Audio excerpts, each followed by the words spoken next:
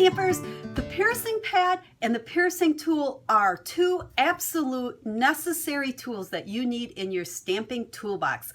Let's take a look at why.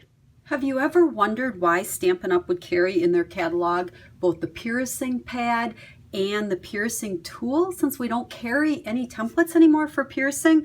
Well, let me tell you, these are probably the two most used tools when I'm stamping. They are right at my stamping desk and I use them all the time.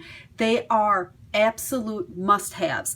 Now the piercing pad, what we want to use that for is whenever you're using photopolymer stamps, because there's no cushion in there like there is with the rubber, to get the best possible image, you're going to want to stamp on top of the pad. That's what gives you that little cush.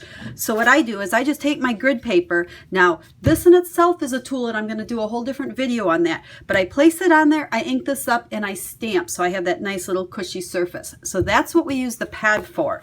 Now, let me tell you, this is one of my best friends when I'm stamping. The piercing tool I use for so many things, and in this video, I'm going to show you 5 ways. Hopefully I'll convince you, if you don't have one, you absolutely need this.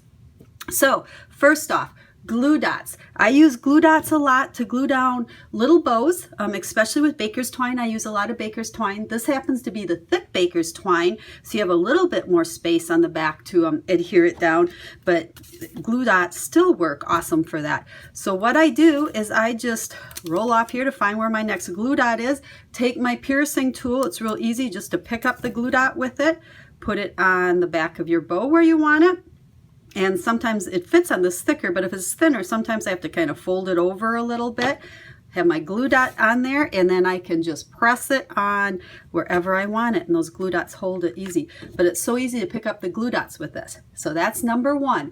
Number 2, it works awesome for fraying the ends of different kinds of ribbon, especially your baker's twine.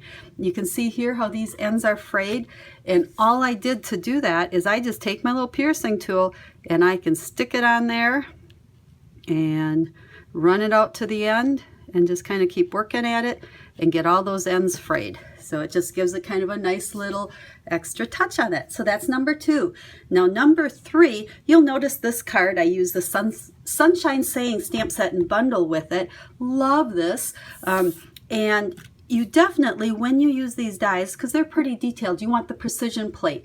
And then after you've run it through that, and I've kind of done this part already, use your little die brush to get most of the pieces out. But there's always a few of them that stick in there. But this works awesome just to poke those extra pieces out. See how easy they come out because I use that precision plate? This one I purposely tried to leave quite a few of them in there just so you can see how easy it is to poke them out with the piercing tool. Again, a must-have. So that's 3 uses of it. My 4th one that I want to show you is rhinestones. Do you ever struggle with rhinestones or pearls or the enamel dots, trying to pick them off of here and put them on your project? It's really easy with your piercing tool. All you got to do, slide that underneath there. It picks right up, and now I can go ahead and place this. I've already put 3 there, so I'm not going to put it anymore. But it's real easy to just plop it down wherever you want it. So we'll put that one right back. That's 4 uses of this handy dandy thing. And then the 5th one I want to tell you about today. Do you like the Tombow multi-glue?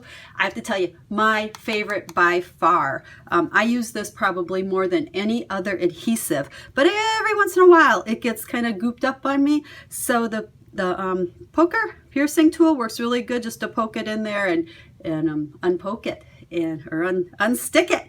So, and since it's always sitting at my desk, it's super handy. So there are 4 different ways to use the piercing tool. Don't forget about the piercing mat. Again, these are 2 must-have tools in your stamp collection just to make stamping easier. Hope these tips help you. Have a great day, guys.